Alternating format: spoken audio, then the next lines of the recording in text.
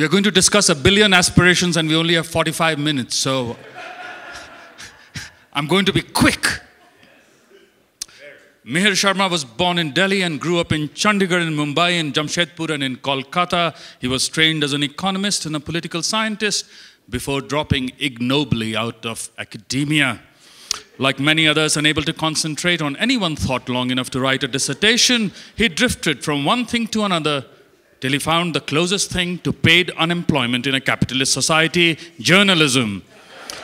He now writes and edits opinion for the Business Standard newspaper in New Delhi, where he lives fretfully in an overpriced rented flat. The others, being more responsible people, have not given in to the temptation of producing overwrought, self-deprecating bios. So I will be reading it in a more sober voice. Sarnath Banerjee. After getting a degree in biochemistry, Sarnath Banerjee received an MA in Image and Communication from Goldsmiths College. Huh? It is like this. You must know that the famous Princeton mathematician John Nash died some months ago in an accident, and the film A Beautiful Mind was made on him.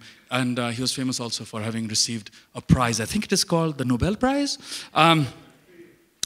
Once he died, a letter was circulated, a letter of recommendation that was written, which allowed him to get into Princeton. So Sarnath is saying to me, don't read the whole thing. So I'll just recite one line from the John Nash letter, which kind of applies to him. He's a genius. Rahul Jacob is a managing editor of the Business Standard in New Delhi. He was South China correspondent for the Financial Times in Hong Kong and was part of a team that won an award for human rights reportage in 2012 for a series on a village that revolted against the Chinese government. Rahul was one of the paper's weekend editors based in London between 2003 and 2010. He's the author of Rite of Passage, Travels from Brooklyn to Bali. All right. 1 billion aspirations. Can each one of you quickly go through at least one each? Come on, Rahul. Come on, man.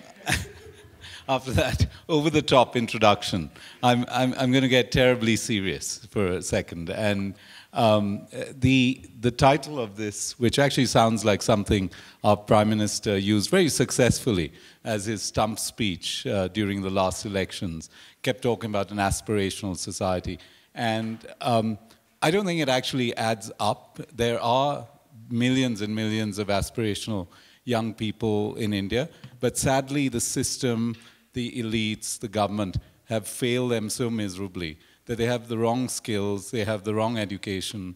A good chunk of them are seriously malnourished, dropping out of school by class 5. So the idea of aspirations, when you don't really have the tools and the kind of the pack of skills to make those aspirations happen, is actually a rather saddening prospect. And I'm afraid that's the way I see 1 billion aspirations in India.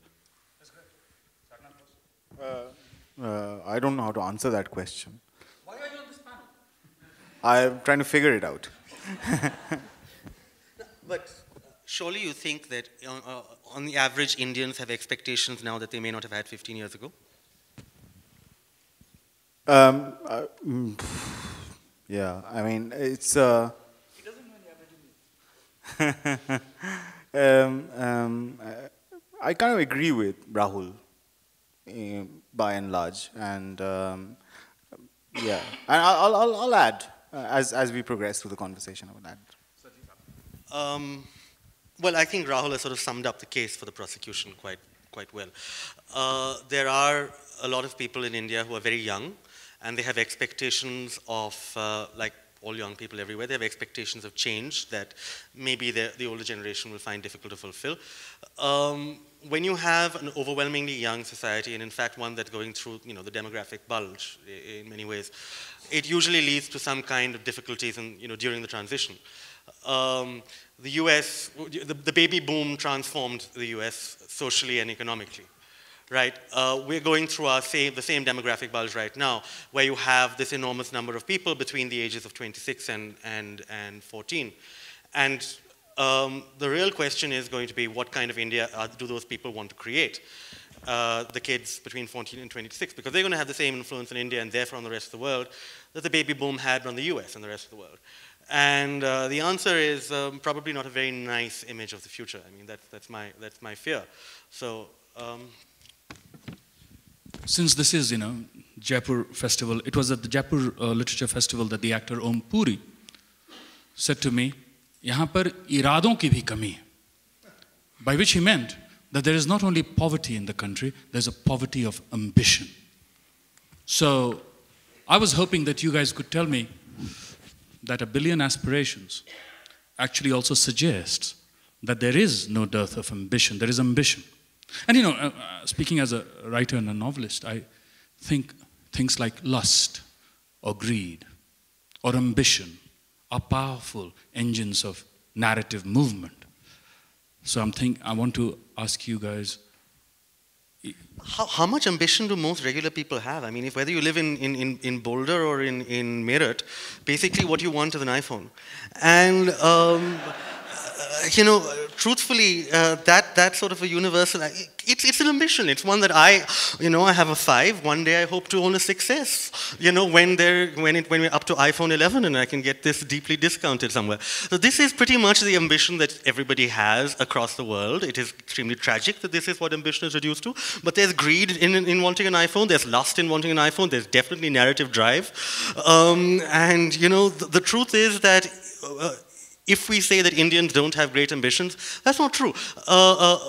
Individually, for somebody sitting in a small town in peri-urban Uttar Pradesh, to expect to lead the kind of life that he sees on television is an enormous ambition. This is an extraordinary ambition and something that they would not have had 25 years ago. So, Om Puri in this is completely wrong. That's probably because he hasn't been outside Bombay in 25 years. Sure. But can I ask that, because that is an ambition worth respecting, or at least one cannot deny it, but because it is not going to be fulfilled, does that produce, to remain in Om Puri land, does that produce tension or conflict that we have to seriously engage with? Well, I just want to go back to the point about ambition, because of course with a lot of these things there are two Indias, and I've been reporting a piece on and off for the last 2 or 3 months about startups in India. And what that has sometimes involved is going to these contests, which are like speed dating. People have about 2 minutes to make a pitch, and they're angel investors sitting in the front row, just as you all are, and they say, literally on the basis of 3-minute pitch, they say, okay, we're in, we'll give you $1 million. And so suddenly, there are people straight out of engineering school who have access both to capital and to a kind of mentor figure, because the angel investor is going to come in, help them with ideas. And I sit in those halls and I think how extraordinary that, so one of them was pitching basically for a better search engine than Google. Now, if you told me that someone in my college, when I was in college in Delhi, would actually believe he could create something bigger and better than Google, I would have laughed. And perhaps it's just as implausible. But he had investors to give him a chance at getting there. So if you have the right tools, then there is plenty of ambition and there is plenty of opportunity. But that's, unfortunately, a tiny slice. And for a lot of Indians, I wrote a column called Making Work in India, which the Indian government specializes in. So one of the joys of traveling through an Indian airport is after you've gone through security and your bags have been thoroughly checked and x-rayed and all the rest of it, it's stamped, there's a little baggage tag that is stamped and attached to your hand baggage. It happens only in India. And about 17 people check it between, I'm exaggerating, 3. 3 people check it between the time that it's checked, then you get onto the airplane. There are about 3 people whose sole job seems to be to check this baggage tag. And this is already in a secure environment, or presumably, if everyone's paying attention. a secure environment. So that's the kind of job creation at one level that is happening. Security guards is a huge business in India. They're completely unarmed, and actually for the huge disparities of income, India is one of the safest places in the world that I've ever lived in. I got nearly mugged on the way home in Notting Hill. That's never happened in Delhi. And there's much more reason for it to happen in Delhi. So maybe at some level, there is a lack of aspiration in that narrow sense of, I've got to have what he has or she has, and I'm going to grab it. So that's the other side of this coin. I agree with both Rahul and Mihir, because there's a class conversation which sometimes I find, because living in Germany within continental context, it's very difficult to kind of make people understand the whole sort of class dynamics that goes into aspiration, which is why it was very difficult for me to answer that question, because it's very difficult for me to kind of make a general observation about aspiration, because it kind of changes as I navigate through different kinds of people and different and there is also like a smugness. For example, I mean, the Delhi that we come from, kind of people I meet at least, there's a general smugness of like being firmly embedded within one's context. So like, everybody sort of either knows you and you kind of, move within certain circles where I suppose you would just sort of, hold back your aspirational bit because you want to sort of sound cool and you don't want to. However, the moment you step out of that, and then suddenly you have magazines talking about the sort of aspirational Indians, basically youth from another sort of society. So aspiration is also like a class. When we talk about like aspiration, we generally talk about other people's aspirational people who are like sort of, somehow defaulted to sort of, or represent as another, upward mobility that you don't want to be sort of, associated with, because you don't want to be upward mobile. You want street cred, for God's sakes, and But isn't that something we should talk about? Because none of us share much with a billion people, and that's the point. Which is why it was difficult for me to answer that question immediately. So So let's collect our free scarves and just go.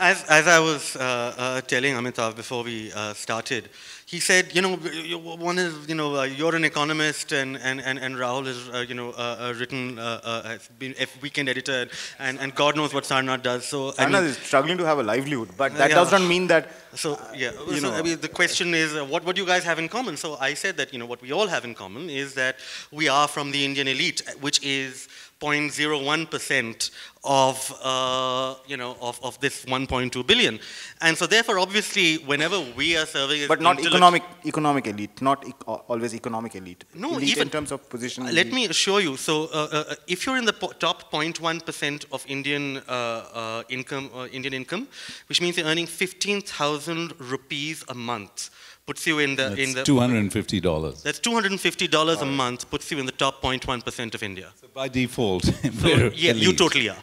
All right. Yeah, so, but I don't spend it in India, so that's one of the great advantages of the Indian middle class is that it is in fact not a middle class. It is a tiny English-speaking elite that calls itself a middle class because it benchmarks itself to the Upper West Side.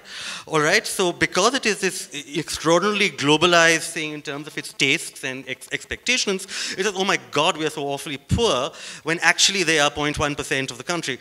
The tragedy of this means is that if you try and take away any of their privileges, like free, tertiary education at the best universities, then they suddenly go up and say, you have an anti-poor government. It's like, no, it's not anti-poor, it's anti-you. and you're the 0.1%. I just want to add as an aside, since we're talking about the middle class, that a couple of decades ago, I was asked by the editor of Fortune, I was working for Fortune magazine in New York, that to go off to India and write a cover story on what he thought was the world's largest middle class.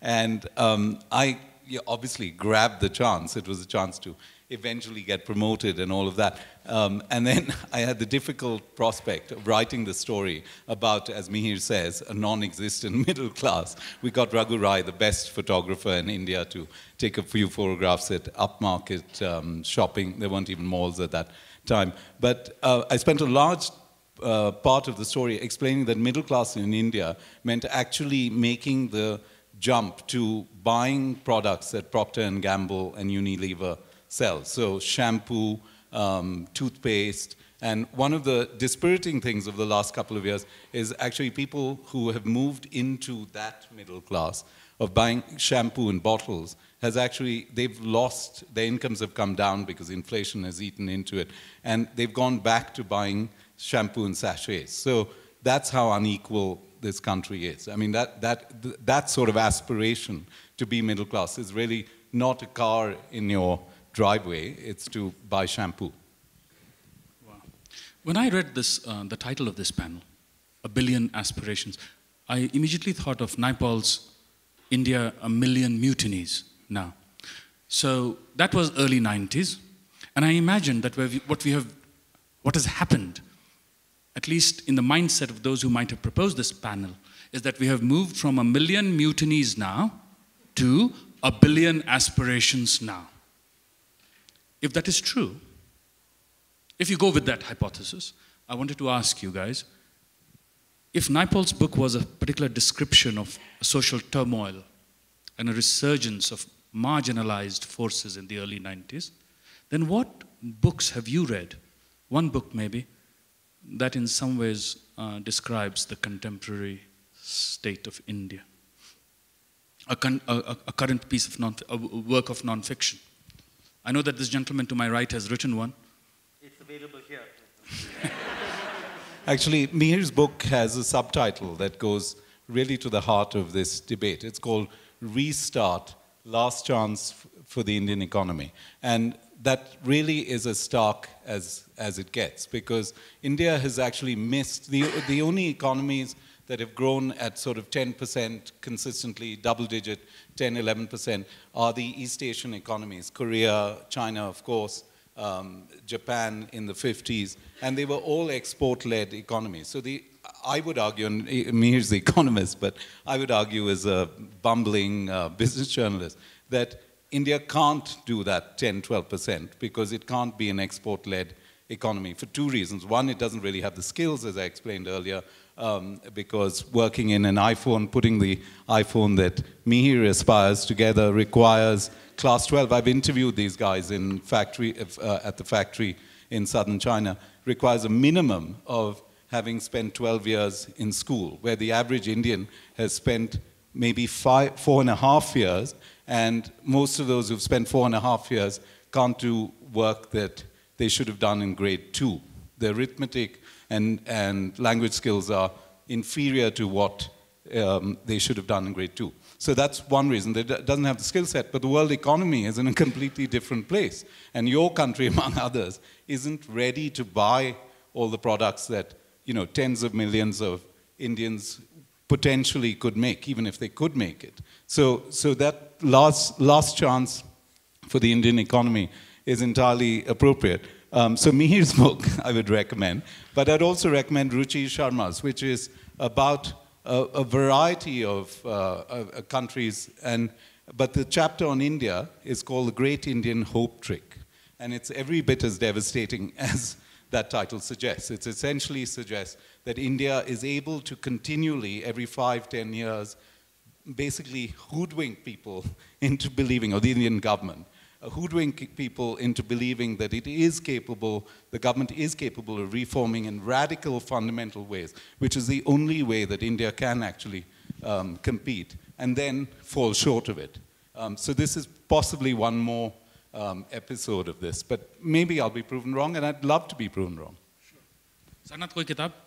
No, I guess because of your training and your learning, and you have a sort of a macro understanding of what, I mean, going back to the topic, I mean, it's the heterogeneity of aspiration is also something which is, I think the topic kind of almost sort of, it recommends a large, broad view of these aspirations. I mean, what I look at it is a kind of also like sort of micro histories of like, you know, various small things that are happening. In that sense, I think most books that are coming out, like willfully written books written for a local readership, deal with these aspirations. I mean, you know, it can ranges from Aman Sethi's book to about like, you know, the history of like work culture to okay. So Aman Sethi's book is called A Free Man, and is about a daily wage laborer who is migrated from Bihar to Delhi.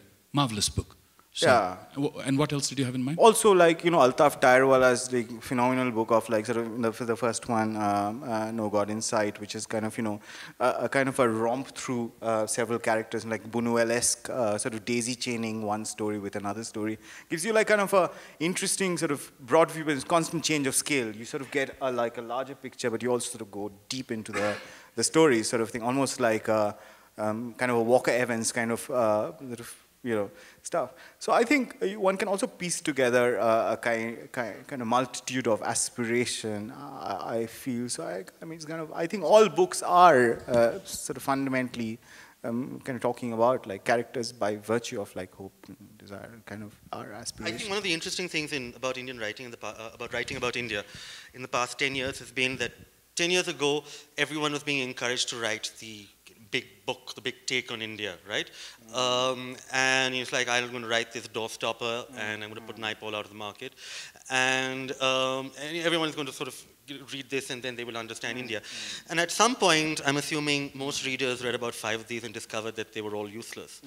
And therefore, they're shifting, the taste of the reader, I think both outside India and India, has shifted to smaller scale studies that tell you at length about, like, and Aman Sethi's book is a classic example of this, right? He follows a migrant laborer for 6 years, and eventually, I mean, he loses track of him, but it tells you a lot about who these people are who are actually building India's cities today.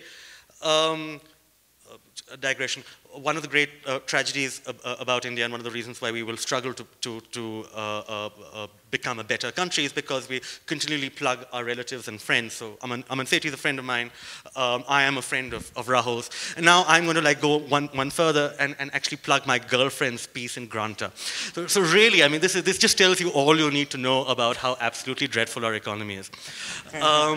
But the truth is that my girlfriend, whose name is Snigdha Poonam, Poonam, wrote a piece on Granta online called The Fixer. And this is about a young man in a village outside in Jharkhand, which is probably among India's poorest states. In fact, it's one of the 2 or 3 poorest. And he is almost the definition of Indian aspiration. He's somebody who at, very young decided that he wanted to be the only person in his village who knew how to use a computer.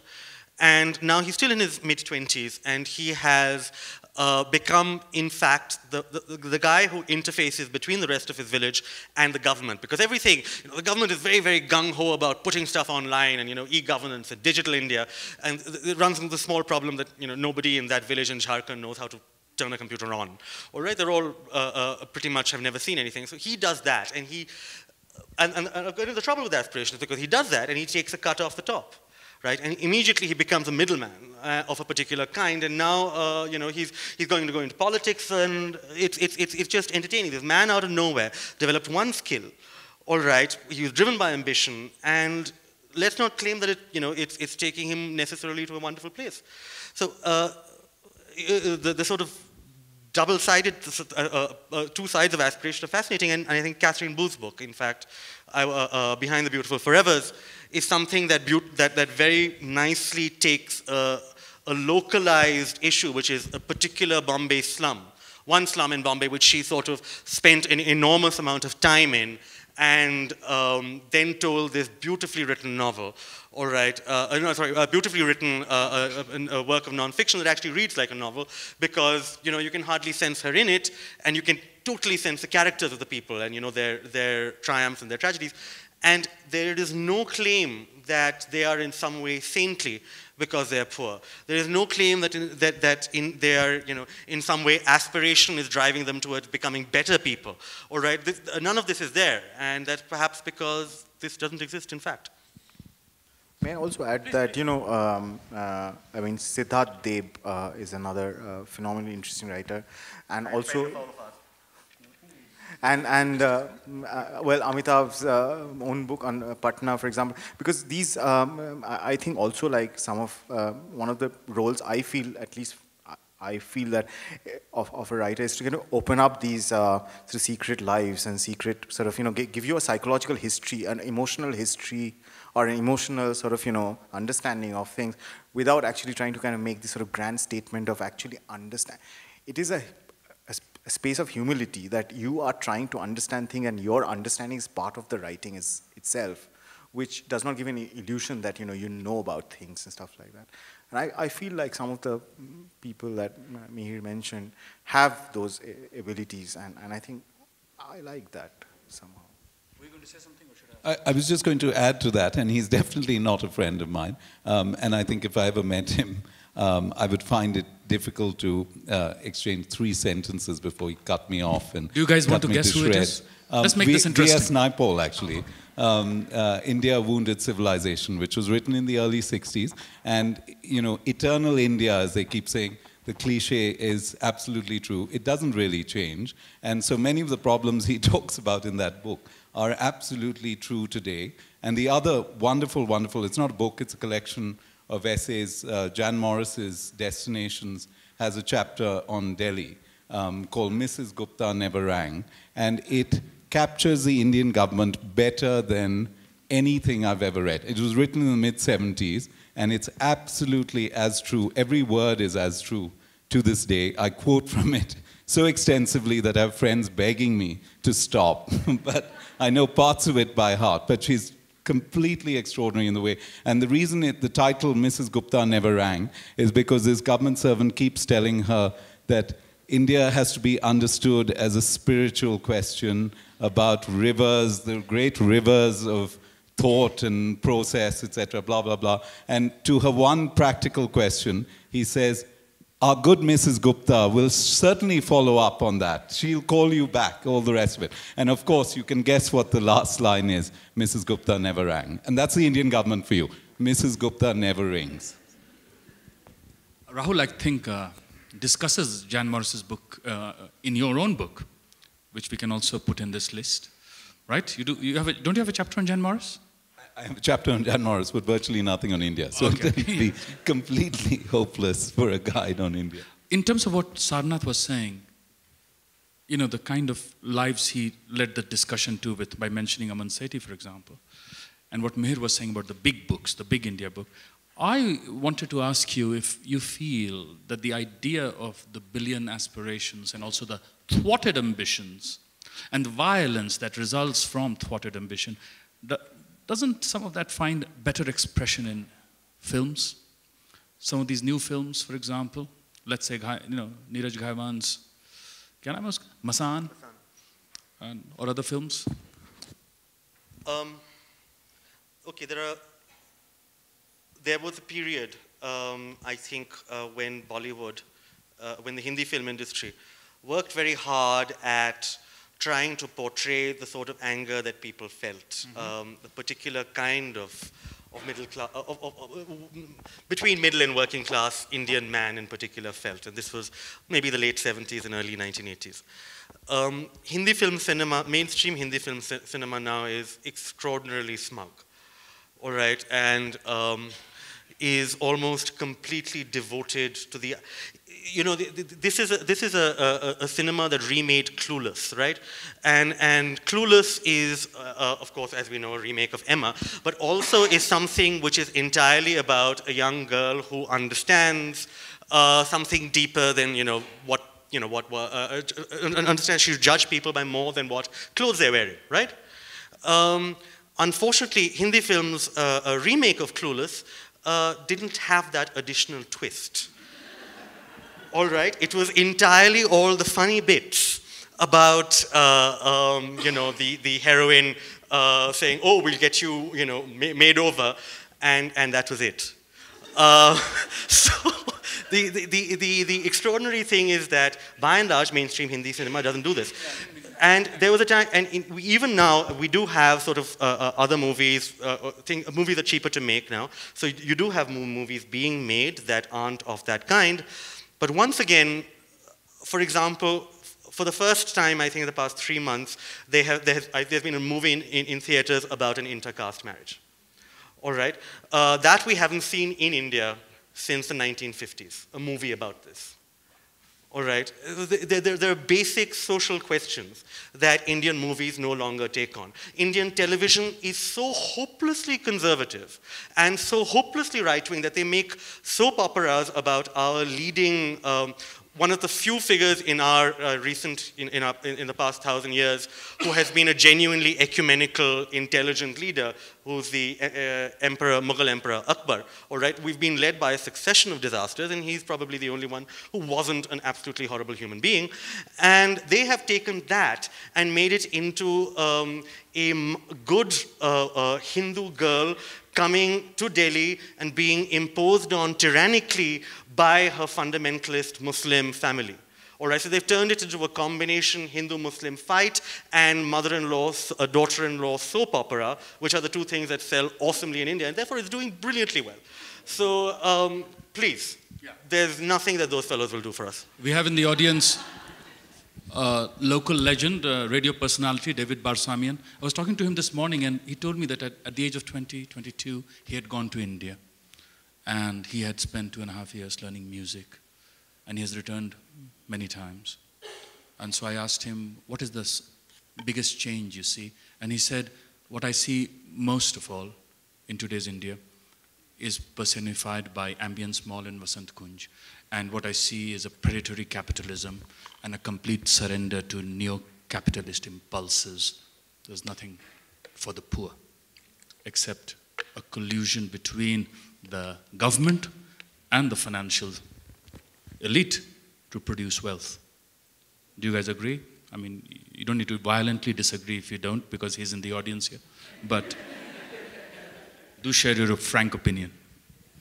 I'll tell you about 2 articles that have appeared in the press in the last fortnight, which corroborate that, actually. One was in the Wall Street Journal, an investigation into a report on an Indian financial and property company, I guess, by a financial analyst. This company decided they didn't like his report. It was very negative. It was more than a sell rating. He basically was accusing them of financial fraud. So they basically co-opted a few police stations, as far as I can tell, in the North Indian state of Haryana, which isn't, miles away from the capital. It's a bordering state to New Delhi. The financial analyst was picked up and basically detained illegally, and it seems by a collusion between the lower courts at some level, but essentially the local police station, and disappeared with the police for Thelma and Louise drive across India of 2,000 kilometers. The Wall Street Journal started working on the story, and the company then slapped an injunction on the Wall Street Journal to prevent it from publishing its article. So they believe in shooting the messenger and succeed. This went on for 3 months, and it was finally published on Tuesday. And the joke at the Journal, I happened to be in New York, the joke at the Journal was that it was quite possibly, because they had to have so many Queen's Counsel silks from appearing for them in court after court, it was quite possibly the most expensive story the Wall Street Journal had ever published. So that's the kind of crony capitalism, that's a side to crony capitalism in India. The other, which we published actually, was a story about Robert Vadra, who's the son-in-law of the Congress President Sonia Gandhi, and the most powerful woman in India, and the power behind, like Catherine the Great and the power behind the throne in the previous government. And her son-in-law got a parcel of land which, from the Haryana government, everything seems to lead to Haryana. The chief minister was in collusion. The files, there's proof that our reporter has found, where the files are basically, the annotations are always, it's Robert Vadra. That's no questions asked, it goes through. He then flips it to the largest developer for 700%. Overnight, his profit is 700%. So I'd just like to add to that. It's newsworthy because it's Sonia Gandhi's son-in-law, but 10,000 people have benefited the same way. It's a systemic thing. What we do in India is basically you cannot, if you're a farmer, you can't sell your land to a real estate developer. This is done in order to protect farmers, right? Because otherwise real estate developers would come and take away all their land by giving them money for it. However, what this means now is that farmers are forced to sell to city slickers who have the connections in government to change land use. So farmers lose their land anyway and see none of this profitability. This is rampant across all of North India.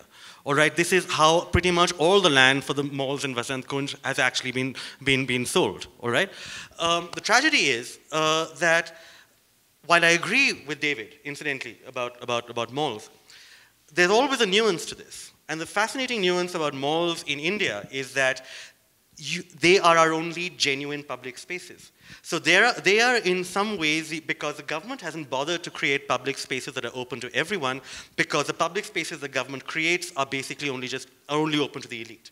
So if you go into a South Delhi mall, all right, the thing that David is talking about, you suddenly see the people whom you would not see in a public park or in a market. You see Afghan refugees, all right? You see women holding hands. You see people of alternative sexualities. None of these people would be welcome anywhere but in a place sanctified, oddly enough, by the private sector. So there is a strange set of nuances to this. As people say, India is a land of paradox. Acha, let's open it to the audience, please. Questions? Yes, ma'am. Mr. Brad Pitt, you can go anywhere you want.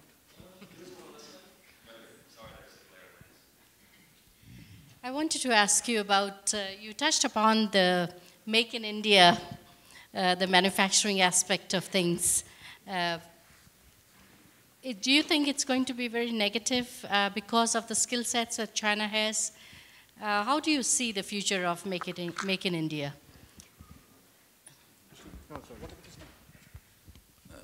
Mihir is going to have to jump in at some point because I'm sure he's got better facts and figures than I do. But yeah, India's level of industrialization, given this young population we talk about, is actually comparable as a share of GDP to America's post-industrial future. So this is how spectacularly badly the country has done. For a developing economy to be at a percentage of GDP as share of GDP, for industrial enterprises to be at that level as a post-industrial economy is a real problem. So to emphasize that, to emphasize Make in India, is actually a great idea. But if it just becomes a series of slogans and they developed the campaign behind it where we found that even the pen drive, our reporters found, the pen drive was made in China, of course. And there was a kind of lion that they paraded at our Republic Day, an enormous lion as a symbol of the campaign, which I noticed because I was held up as it went by, had started to rust.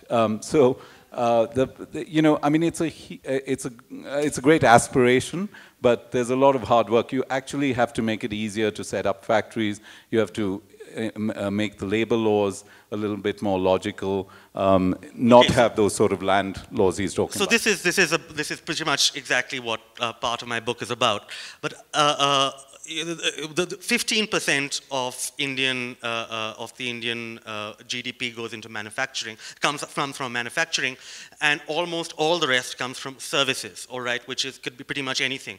What this means, in fact, is that in effect, is that we have migrants coming to our cities, like any other country in our stage of development, but the migrants have no actual jobs to go to.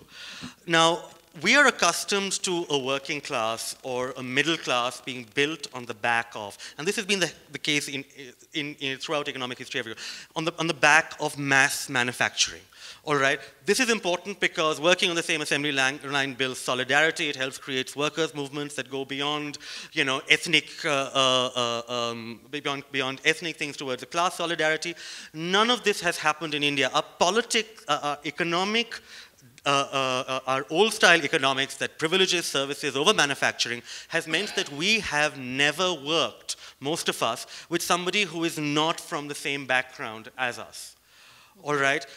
if you read, this has not always been the case. In my book, I talk about when Bombay was industrializing as a city in the early part of the 20th century. And there they were beginning to find that people from different castes in different parts of Maharashtra were okay working on an assembly line together, all right? And they were struggling with it at that point. We've got backwards since then. We just don't have that kind of situation. People who move to the cities live with each other, all right? If they're from Bihar, they live with other people from the same village in Bihar and get jobs through them. All right, they're not going to apply to a factory, live in workers' housing with people whom they otherwise would never have met. So you can imagine what is this doing to what is already a very heavily divided society. The absence of manufacturing is not just something that's bad for us economically, it's something that is slowing down our social development. I just feel like from financial point of view, how is it going to work if something so simple as LED lights, we can't keep up with China, even on the pricing, so thank you.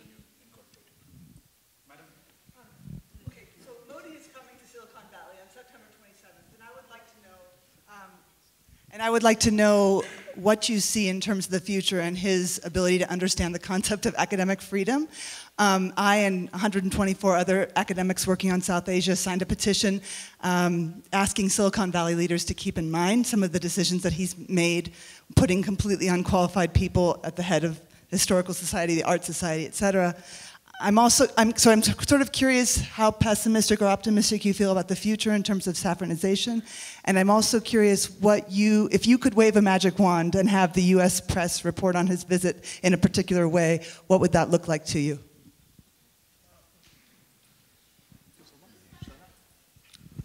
Yeah, well, a part of your question I can answer, which is the historical bit of what's sort of, as a historian, you can never really say that I firmly believe, you cannot really firmly believe in something, and you cannot, you have to always sort of put, there's a part of history which is interpretive, and you can put things together, but it's always about a period, two periods, about what it is written about and what period it is written in. And interestingly, that's the period that is written in affects what period it is written about. And history, as a lot of, I'm sure Mihir and Jacob and Rahul and Amitava would tell you that history is currently being, it's become emotional. The foundational myths are worked at and fairly unqualified, becomes very normative. And this has sort of found itself in official discourses and how these sort of things. And I think, and most of the Silicon Valley sort of a thing, they're going with that myth, I suppose. And so in a sense, it's been rewritten, this sort of, if that, the stories are being rewritten, I suppose. Maybe you can add something more to that. I was just going to say, in my opinion, the soft emotion of nostalgia has been turned into the hard emotion of fundamentalism among expatriate Indians. And the organized support for Modi that is displayed in places like Madison Square Garden, etc., is not really a reflection of the huge diversity and heterogeneity that is available both in India and outside. But it's amazing. Just the other day, it was revealed that how organized is the support base and how through certain communities and invitations that display is made available. So I'm also interested in saying 124 academics are not such a small group by themselves. There are many others who just are not visible in that same way at those public occasions. But I interrupted you, please. I'm going to be a lot less sanguine than Amitava. I think that there is, when I used to teach college kids here, a lot of them were Indian American, and a lot of them were lovely kids. And, but at some point I discovered almost all of them had been to a summer camps run by what is called the Vishwa Hindu Parishad of America, which is the World Hindu Foundation, which is, it's basically a fundamentalist organization, right? But most Indian American kids had no, even if they had an idea that it was a fundamentalist, there was a slight shrug and so what? Okay, now what has amazed me about progressive politics in this country, if I may, is the place that it sometimes makes for people and for ideas that are extraordinarily non-progressive in their places of origin. And I'm not saying this this is the way that the Democratic Party behaved with the Irish Republican Army is pretty much the same way that it behaves currently with Gujarati Americans in New Jersey, all right? It panders at the highest level to the kind of most obscurantist views which these people, which with the Democratic Party, for example, should not be giving into. I can tell you that the first appointment that Barack Obama made of an Indian American, and the most senior-most Indian American he appointed in the first set of people that he brought in, was a former secretary of the Vishwa Hindu Parishad of America. And somebody who stayed a secretary of the VHP of America for a year and a half after the Gujarat riots of 2002, although people were writing to her to tell her not to become, to resign. So this is the kind of space that the progressive movement in America allows people who do terrible things back home. So, out of ignorance or what?